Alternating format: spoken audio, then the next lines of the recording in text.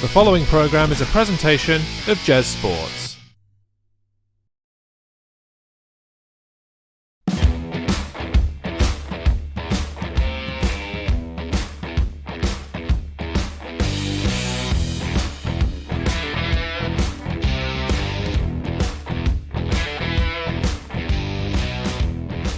Hello again, everyone. Welcome to the Main Event Podcast. I'm Jez. That's Dan. We're here to discuss, in our first of two episodes, once again, if you are watching live, AEW Double or Nothing, first of all. And then a little bit later, we'll be doing Impact Wrestling Under Siege 2023 to close out what was a mega weekend of loads of wrestling events that I slept through most of, or didn't sleep through most of, because it was the weekend of my 24-hour stream and then 24-hour sleep. So, yeah.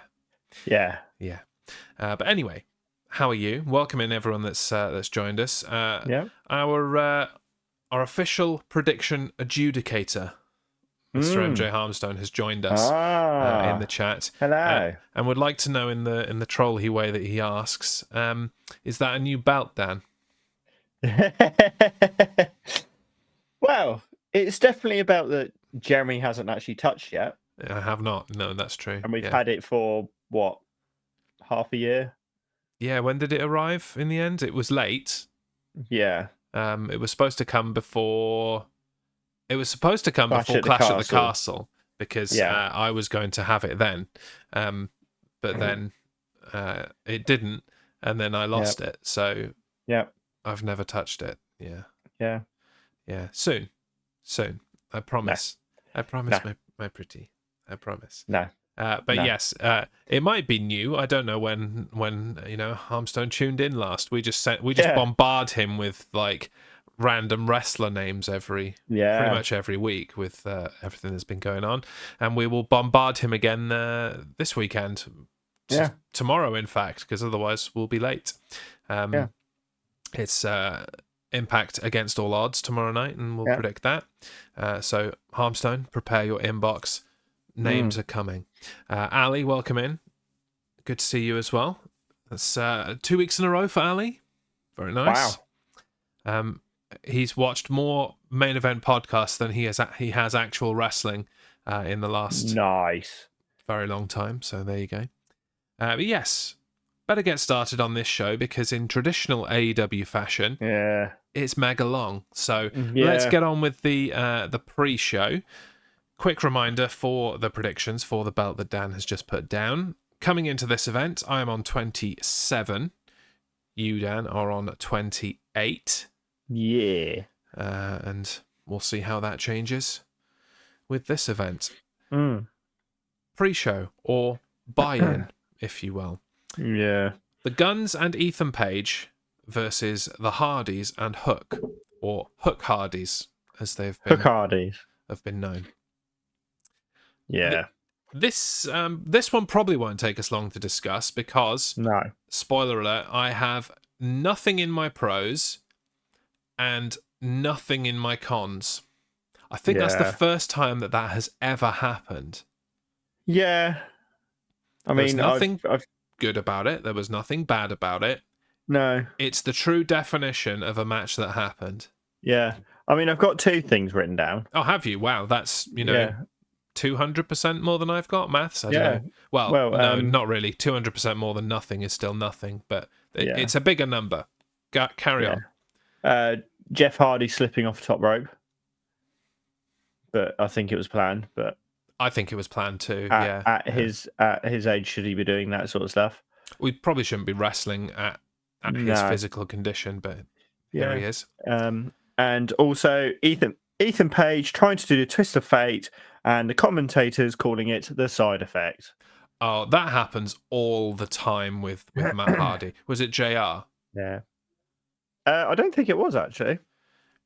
But JR's been doing that since he was in WWE way back. I think Taz used to do it as well back in the Mattitude V1 era. Oh, yeah. I think he used to. And Michael Cole. They all do it. I don't know why. It's not difficult. Side effect looks like a rock bottom, but you sit down. Yeah. Twist of fate looks like a Stone Cold Stunner, but you lie down. It's not hard. Yeah. I'm sure even, the people tuning in that aren't wrestling fans could probably Yeah. tell the difference between the two now, just on my very basic rubbish description of it. Like, if I show them a video, they'll be like, yeah, it's that one, because they're very different moves. Yeah. Yeah. Okay. Well, thanks for nothing, Hardys and Hook. Yeah. I was actually looking forward to it because all of the players involved in this are decent. The story that they've had coming into this was decent, but then it just happened. Yeah. And it was meh. Meh. At least, though, it gave us the opportunity to do what we like to do. And that is be the ones, because we both predicted the Hardys and Hook. So we start the show off one apiece. Very lovely. Nice. Moving on then. It wasn't on the pre-show, but the entrances started on the pre-show, and then they ran through to the opening of the show, which I liked. Because I like an entrance, but we don't need the first 10 minutes of a pay-per-view to be entrances. So this is the way to do it. Blackjack Battle Royal. Many, many competitors. I'm not going to list them all. Did you like it? Any pros? It was all right. It was a battle royal. It was, yeah. That's about all you can say about it. Yeah. Yeah. I liked in the entrances. Orange Cassidy had one like asymmetrical pyro. Yes. So when he put his thumb up, pyro went off on one side, and it was lazy. It was like, not even sure that noise came through on the microphone, because that's how like non-noise it was, like like a wet fart, and then just pyro on one side, and it was just in character. Even the pyro can't be asked. That's how lazy it is. It's very good. Yeah. But yeah, no real standout moments for me in this one either. It was good fun though. It was a neat little match. Yeah, it was a good way to kick off the actual pay-per-view, I'd say. I think so, yeah. And we both correctly predicted that Orange Cassidy would win it, so that takes us to 2 apiece. Thank you! I am kind of annoyed of how inevitable it was, really. And there were a lot of people. Like, the actual odds of Orange Cassidy retaining in that match were astronomical. But yet we knew that was what was going to happen, and that's the way that these things go.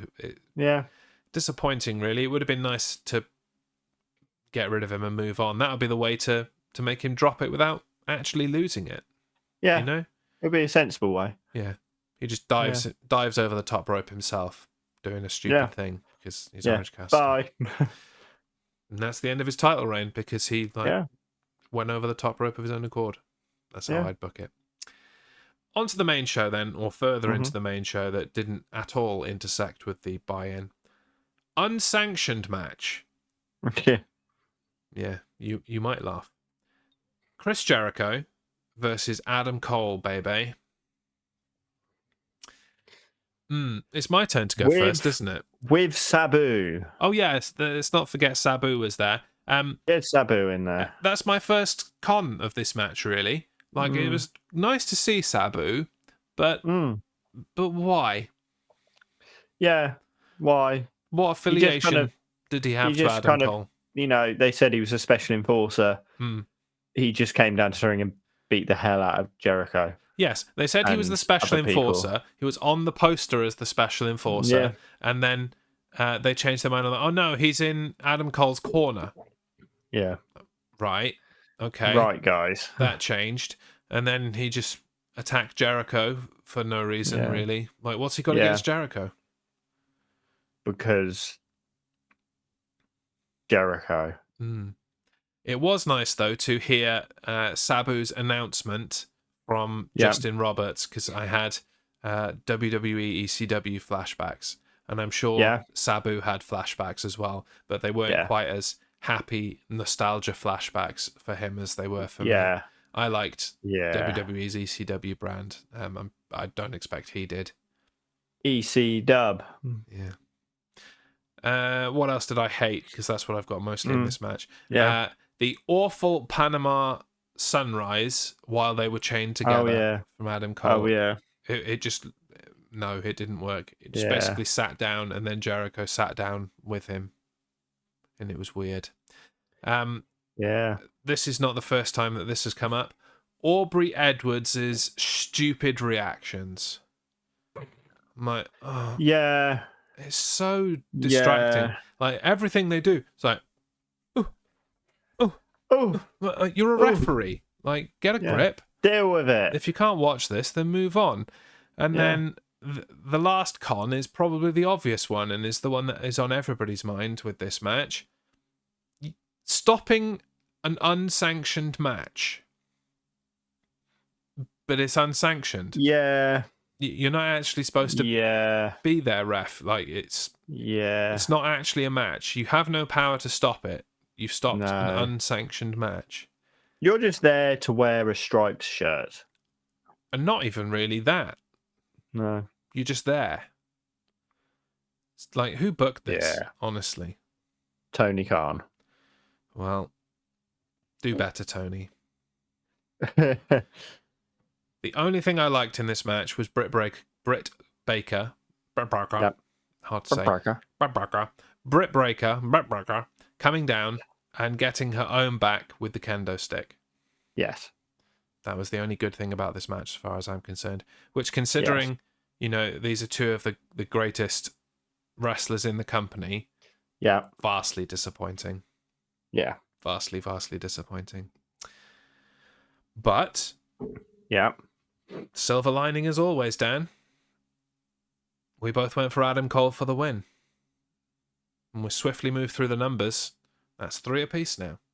Yeah, baby. Or V1 or 3D or whatever you want to do. However you want to represent your 3, we will accept it. AEW World Tag Team Championships. FTR versus Jay Lethal and Jeff Jarrett. I'm going to need more than that sigh from you. Over to you. Pros, cons. I was so looking forward to this because FTR always put on a good match, and then it was just meh. Yeah. The best part of this match, was Mark Briscoe. Oh yeah, just he was just He was a better referee than most of the AEW referees. Let's get him doing refereeing more. Well, I guess so, but I'd also like to see him, I don't know, win the Ring of Honor World Championship. Just an idea. I've only been calling for that since he became a singles wrestler through unfortunate circumstances. Yeah. He should at least train the referees, the actual referees, how to referee, because he was very good at it. Anything else that you liked? I've got a couple more things. Guitar shots, and then the guitar shots to Aubrey Edwards. Mm-hmm. I enjoyed good seeing on that. You, go. That's when you react, Aubrey Edwards, when you're hit with a guitar.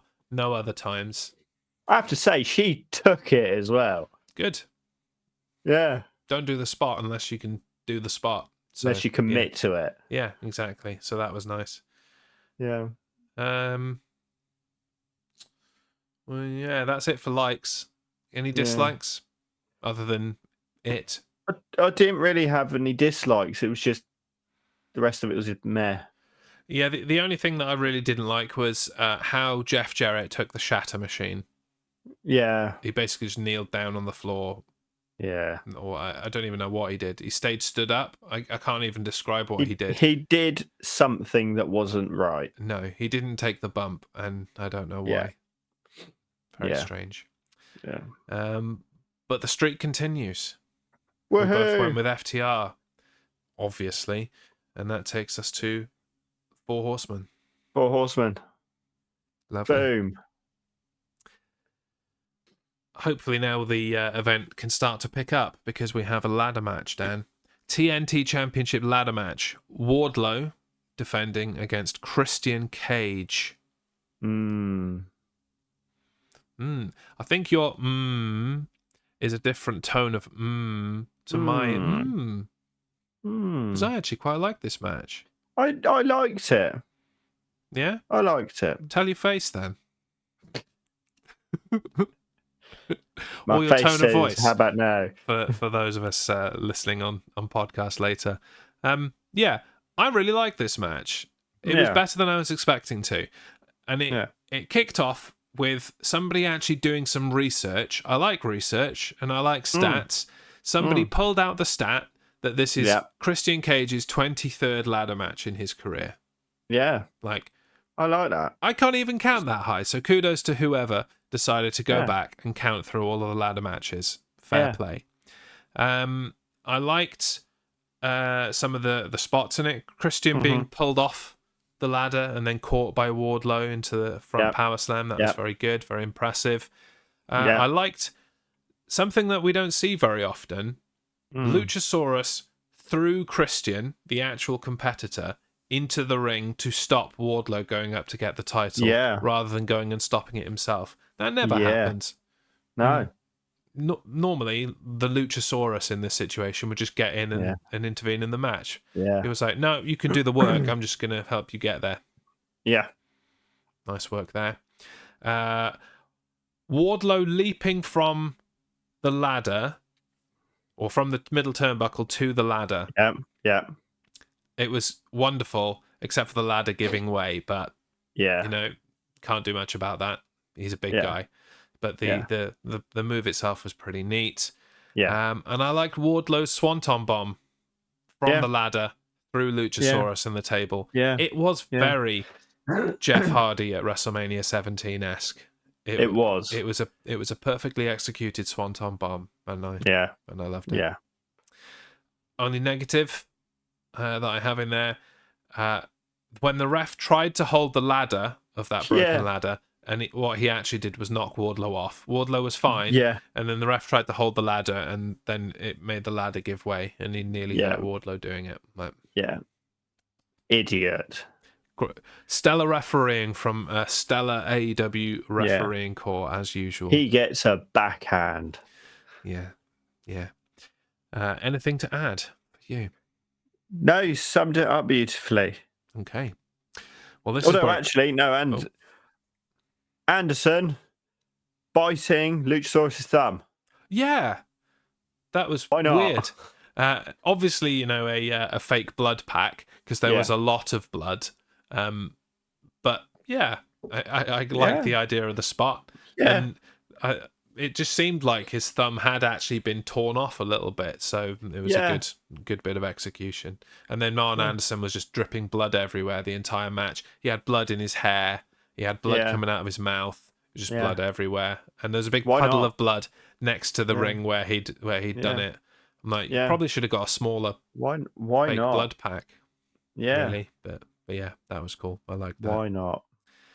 Well, this is where things get juicy, Dan. Oh, you predicted Wardlow, didn't you? Yeah, boy. Jez predicted Wardlow. So that takes me to 5. Can't see it because the way hands work. That's 5. I've got to hold it really awkwardly to keep the 5 on the screen. And then you will stay down there on your lowly 4. I seriously thought Christian was going to take it because Luchasaurus. When I was given your predictions, and I was like, oh man, I'm in trouble here because it really could go either way. But I'm like, no. Yeah. For some reason, Tony Khan hates putting Christian over, and I don't know why. It's like you've got Edge in the other company doing really well, and it's like here's Christian, and he's never going to win anything.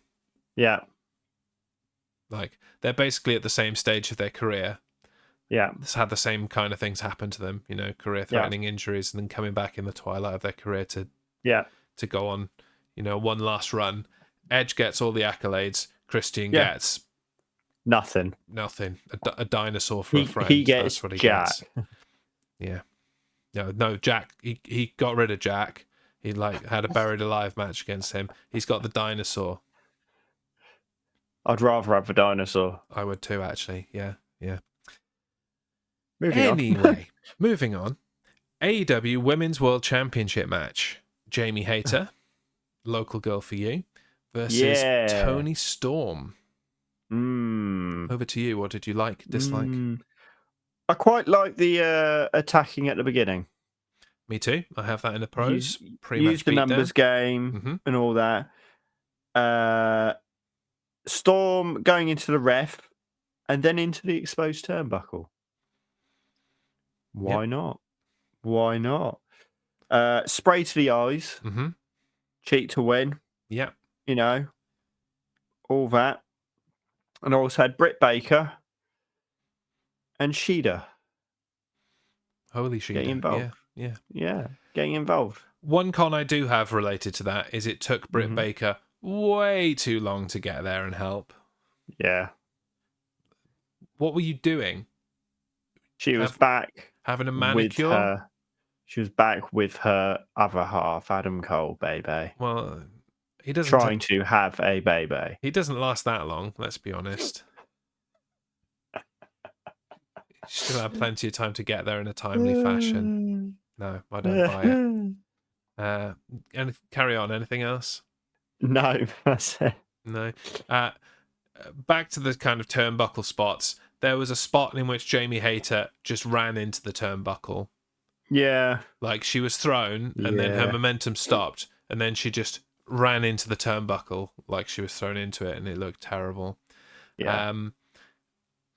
I don't like that this is clearly happened just so that Jamie Hayter can win the belt back at Wembley in August, right? Yeah. I hate that. We need a hometown person to win a championship so the crowd can go wild. Oh no, we're not going to give a belt to Pac because he's only there 2 out of every 12 months. So it's Jamie Hayter, and she's already got a belt. Damn, quick. Let's get the belt off her and then give it back to her later. Yeah, I hate that. Booking. And I was quite up for Toni Storm being the AEW Women's World Champion until we got to the press conference. And she was just awful. She was just playing the indifferent heel. And it was cringe. It was just pure cringe. So hate that. Yeah. I didn't dislike it as much as my wife did. She was almost just shouting at the screen like, "Shut up! Shut up! Ah! Shut up!" Like it was pretty irritating, and she was annoyed by it more than I was. But yeah, that's brilliant. Love that. Not a fan of Toni Storm now as a result of that. But predictions. Yeah. Who did you go for? I went with Hayter. I too went with Hayter, unfortunately.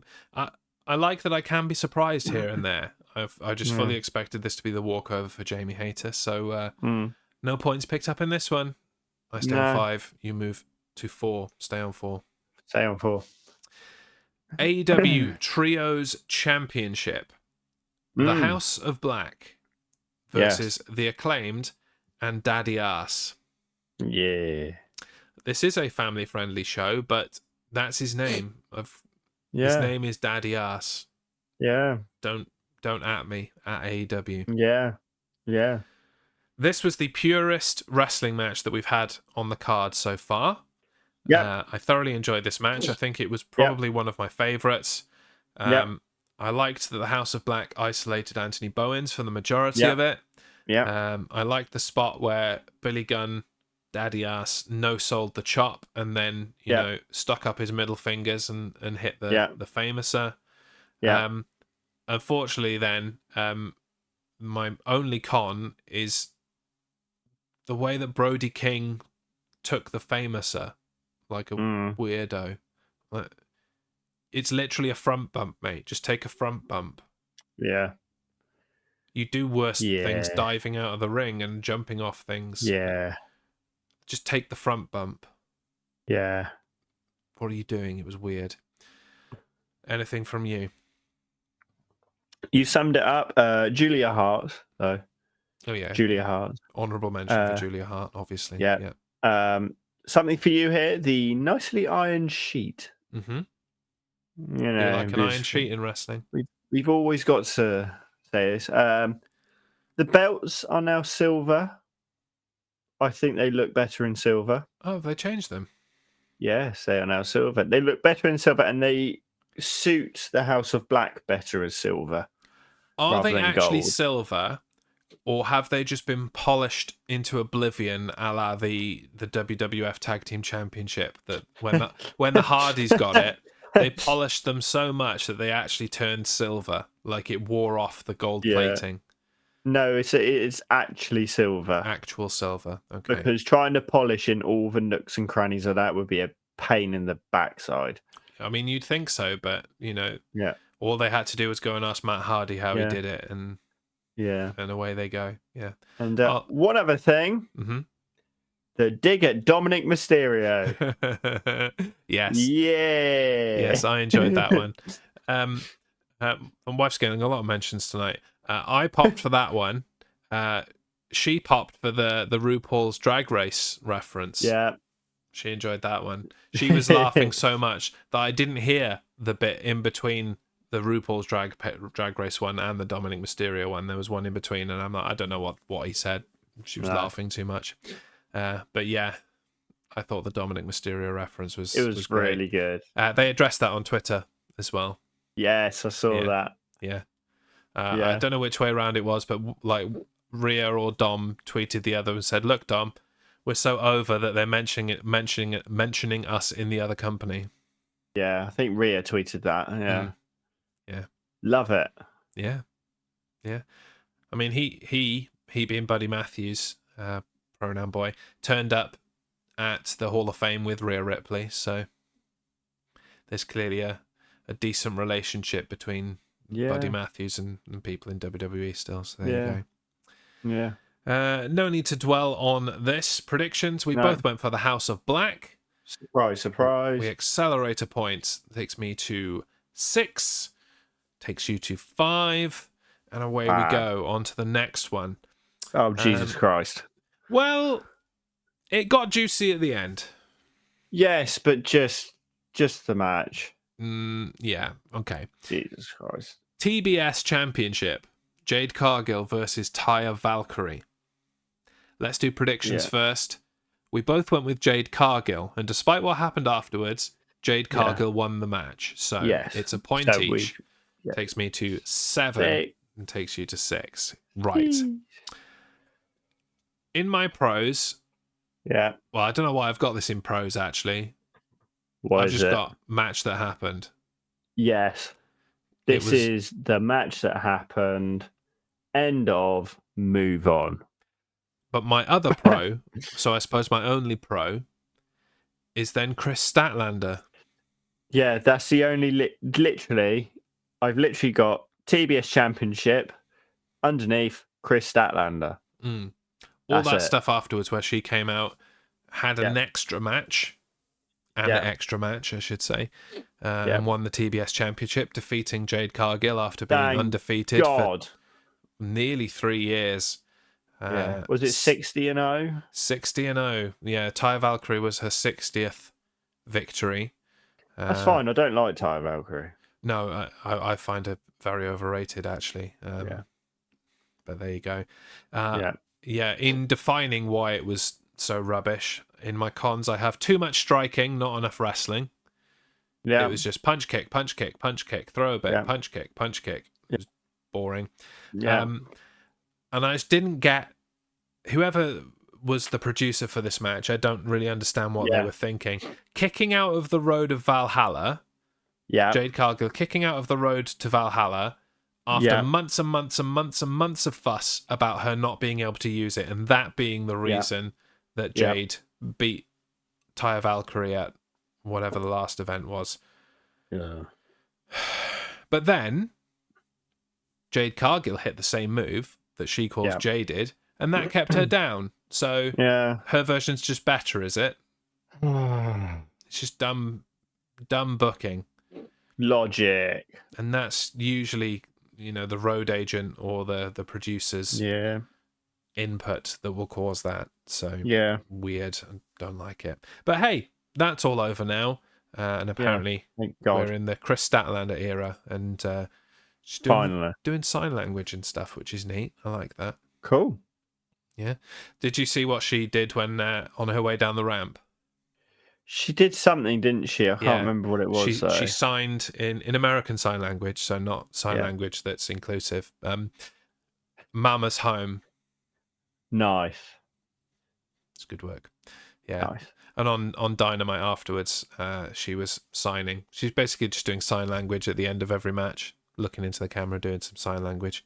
And as long as the producer doesn't get trigger happy with buttons, people will actually see it. Yeah. Unlike on Dynamite. Moving on to our double main event. Yeah. AEW World Championship. MJF versus Darby Allin versus Sammy Guevara versus the person that Christian didn't get to keep, Jungle Boy Jack Perry. Yeah. Yeah. Your turn. Yeah. Well, firstly, congratulations to Sammy and Tyra for being pregnant. So, congratulations. It doesn't mean I like them, but congratulations. One big thing I've got to say, MJF's reaction to Darby Allin doing that stunner. Where he does that flip over the top and you just hear MJF go, "What the?" Oh, yeah, that. Yeah. Yeah, I was going to say, I don't remember any big kind of The Rock-esque reaction to the stunner, but yes. Yeah. MJF was just on fire with the swearing. This match, it was all MJF for me. Everything he was doing was just on point, perfect. Love MJF. Yeah. I don't give a damn that he basically told Tony Khan that he's going away somewhere. And yeah, love him. Yeah. I think in this match, it's easier to go through the cons first because I've got far less of them. I have lots and lots and lots of things that I liked about this match. All right, you do a cons then. First negative, where was Jungle Boy's special entrance? Everyone else got a cool entrance, and Jungle Boy was just like, no. Boy. No. Like, make him swing down on a Tarzan rope or something. Anything. Literally anything. Or just come out with a gorilla. Too many Canadian destroyers / sunset flip powerbombs. Yeah. I felt like it was just a match of those. Well, there were far too many of them at least. And as much as it's cool, the winner was very, very inevitable. Yes. It was highly predictable from that entrance, from that point of view. Yes. Anything that you didn't like? Not a lot. Cool. Throw some pros at me then. What did you like? Right, everyone ganging up on MJF. Yep. Great. Check. MJF reactions, just in general.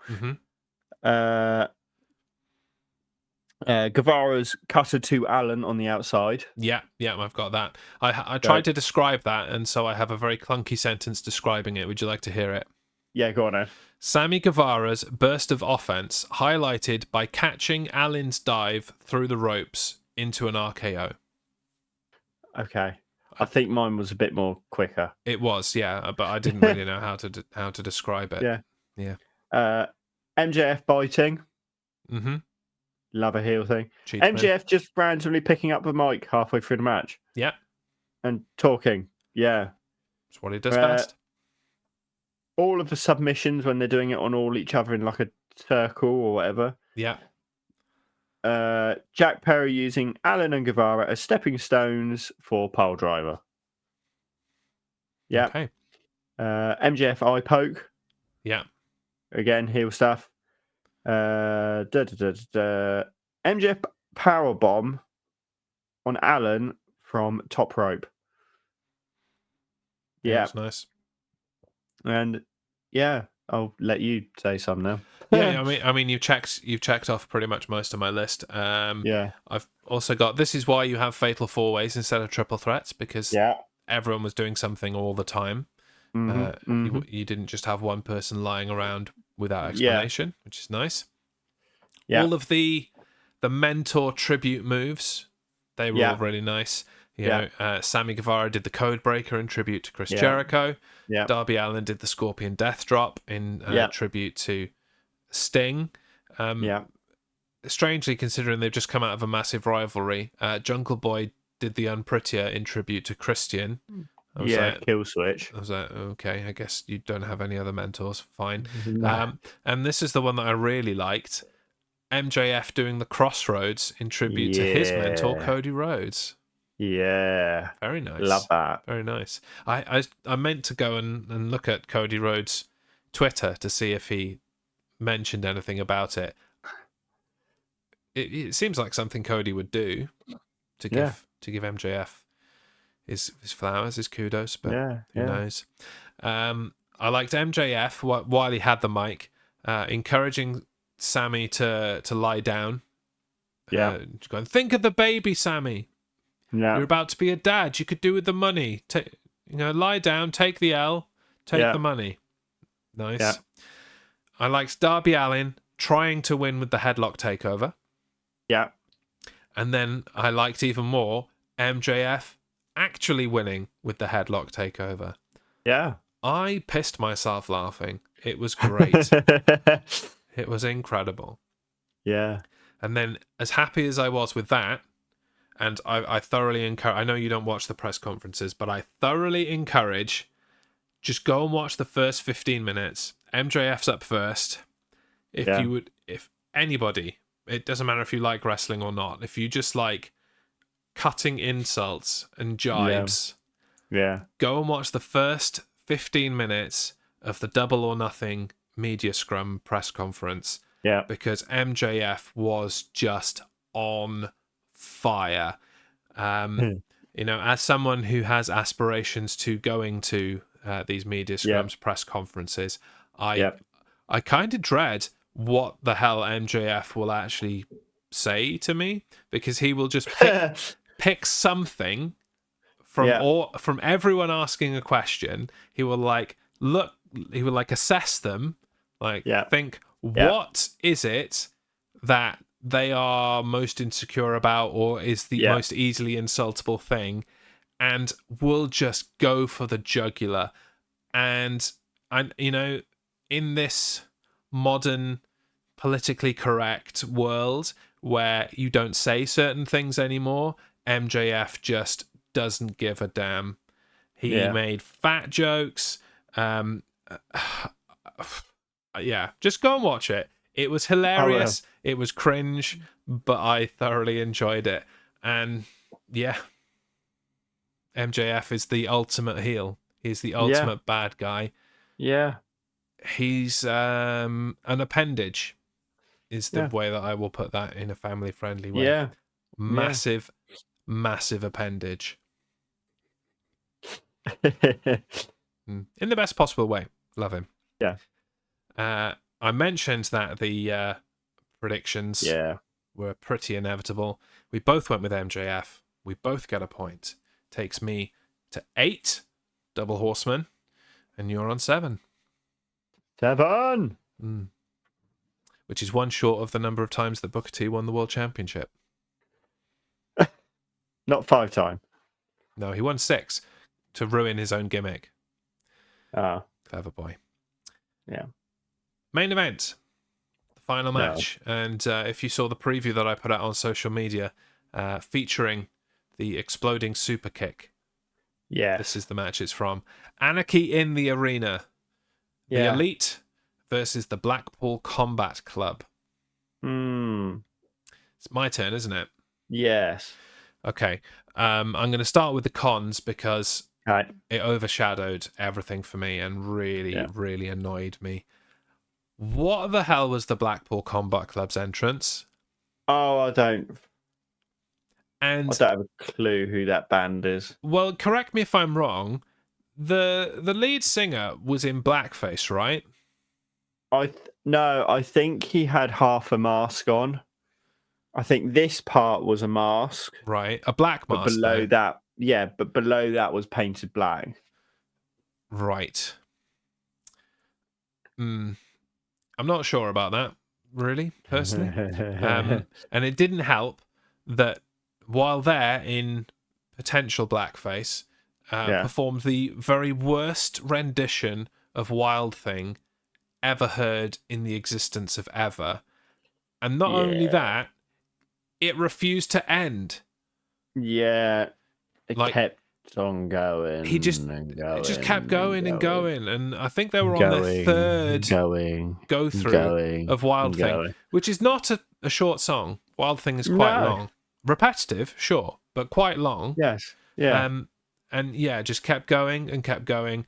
I, you know, where I mentioned earlier that my wife was like, "Shut up, shut up," to Tony Storm. I was like that to them while trying to watch the Anarchy in the Arena match, because I couldn't actually concentrate on the match. I couldn't watch what they were doing because it was just constant, like something jabbing, stabbing you in the side of your head with a soldering iron. Like, it was relentless, and I hated every single moment of it. They needed to shut up, and it did my head in.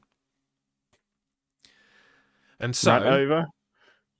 My first pro, yeah, and you know, we've shared our thoughts on the Young Bucks in the past, but they will forever have my gratitude for super kicking Blackface dude and shutting him up. Yeah. My God.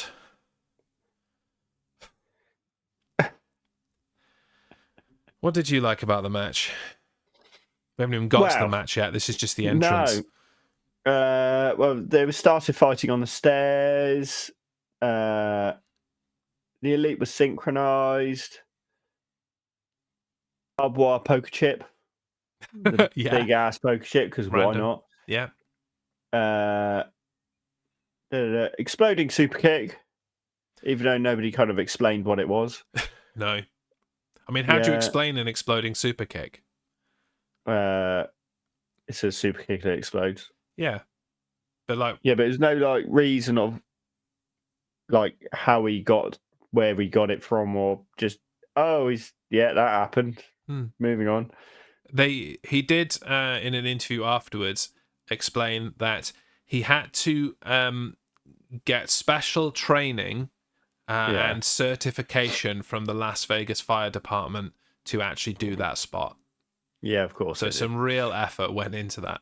Yeah, to be allowed to do that. So fair play. Exploding super kick. Just when you thought super kicks couldn't get any more ridiculous, there it is. But I did enjoy it.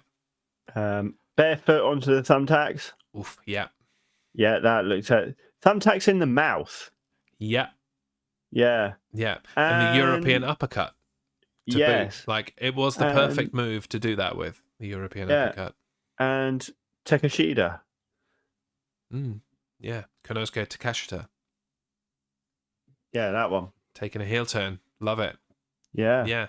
I've got to say, and again, not very much surprises me in AEW, but a few weeks ago when Don Callis turned on Kenny Omega, I did not see that coming, and I don't think anybody really saw that coming. I think people believed that was a match that was going to last forever and ever, because they had no reason to break them up.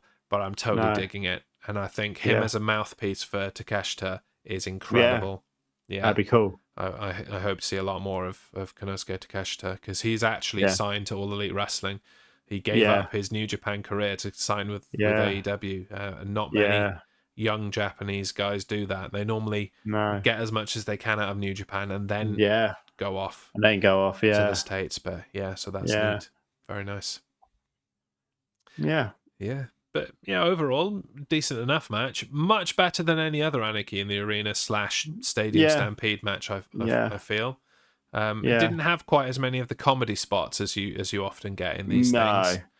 But that's fine. You've got to take them seriously at some point.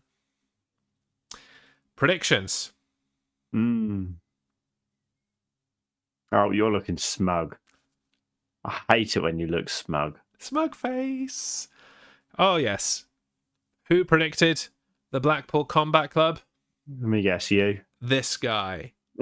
Who predicted the Elite? Me. That guy. So unfortunately, Dan, your road to points ends on 7 here tonight. Yeah. But mine goes all the way up to a 9. A 9. 999.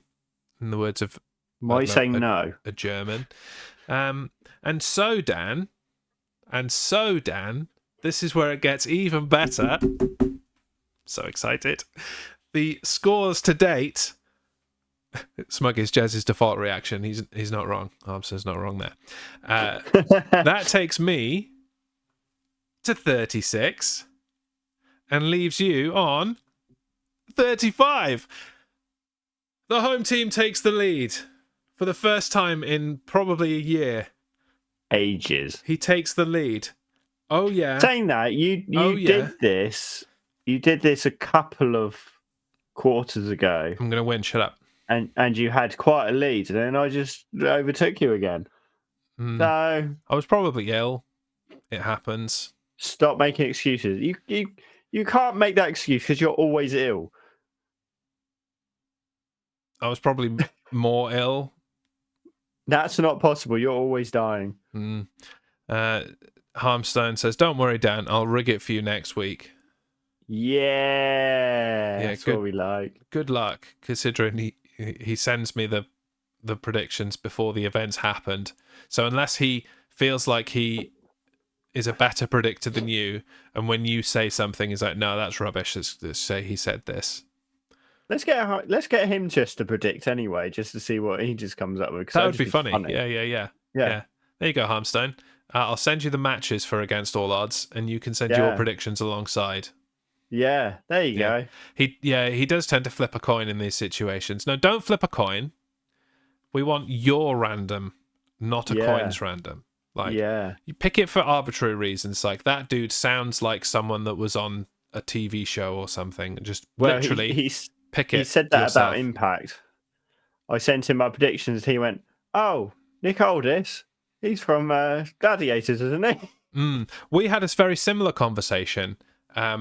Although it digressed then from Nick Aldis in Gladiators to the new current upcoming version of Gladiators, where it turns out that actually I worked with somebody who is the Gladiator in the new series. Yeah, that's quite funny. I'm actually very loosely, distantly related to them. Oh, really? Yeah. My cousin married his cousin. So, Christ. Yeah, I don't know what that familiar link is called. It probably doesn't have a name because that's how like distant it is. Yeah. But yeah, so wow, I don't see him becoming a wrestler and heading off to Impact Wrestling though. No, I just don't see it. No. Well, before we get out of here and move on to Impact Under Siege after a little break, I would like to ask you, Dan, this evening. I know you're going to have to fight back the tears now that you're trailing in the predictions, but do your best. And I would like you to give me a rating for AEW Double or Nothing 2023 out of 5 headlock takeovers. Okay. It was almost going to be exploding super kicks, but I enjoyed the headlock takeover spot more, surprisingly. It was okay. There was quite a lot of matches that we kind of were a bit like meh, I feel. So, but then there were matches that did redeem it. Mm-hmm. Do I give it a 3? Yeah, I'm going to give it a 3. You know what? I think 3 is fair. There was a lot of wheel spinning in this. I don't know what they were spinning their wheels for, but there was definite, we're going to put things off. Maybe it's because they're waiting for Collision to start. Maybe it's because they are focused on Forbidden Door and All In as their kind of flagship shows of the year. Yeah. I don't know. But there was a lot of very inevitable things that took place here. Yeah. And opponents that really didn't need to be opponents for different people. But there were some surprises, you know, the Chris Statlander returning, winning the TBS Championship, that was neat. Yeah. Tony Storm dethroning Jamie Hayter, that was unexpected. Yeah. So, yeah, I think 3 is fair. I think 3 is pretty fair. Maybe 3.25, but I'm not feeling that generous, so 3 it is. There you go. And there we go. Thank you very much for tuning in to this episode of the Main Event Podcast as we looked at AEW Double or Nothing. If you are watching live, right now on Twitch. Stay tuned. We'll be back in a very short minute to discuss Impact Under Siege. If you're listening on podcast, watching on YouTube, any other way of tuning in, Spotify, whatever. Click a button. Click a button. Move on to the next one. That one that says Impact Under Siege. You'll find it. Yeah. It's right next to this one. Yeah. So we'll see you soon. I've been Jazz. I've been Dan. Back in a mo. Bye.